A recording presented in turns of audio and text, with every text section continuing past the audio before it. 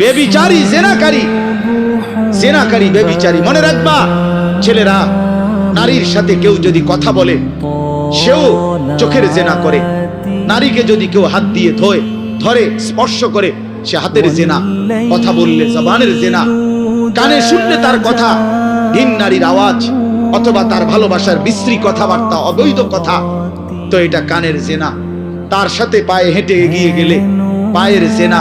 অন্তর দিয়ে কল্পনা করলে নারীকে নিয়ে অন্তরের জেনা।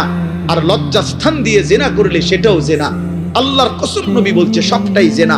চোখেরটাও জেনা, হাতেরটাও জেনা, পায়েরটাও জেনা, দিলেরটাও জিনা, মুখেরটাও জিনা, শব্দটাও আবার লজ্জাস্থানেরটাও জিনা। অতএব যে কোনো স্বামী স্ত্রীর সম্পর্ক ব্যতীত ভিন নারী, ছবি হোক বাস্তবে হোক, নারীর সাথে যার সম্পর্ক, আল্লাহর কসম, রব্বে কাবার কসম, সে ব্যভিচারী, লম্পট, দুশ্চরিত্র, জেনাকার। আর আল্লাহ বলছে আমি তোরে ডবল ডবল ইউদাফ অর্থ ডবল রিডবল শাস্তি দেব কিয়ামতের দিন।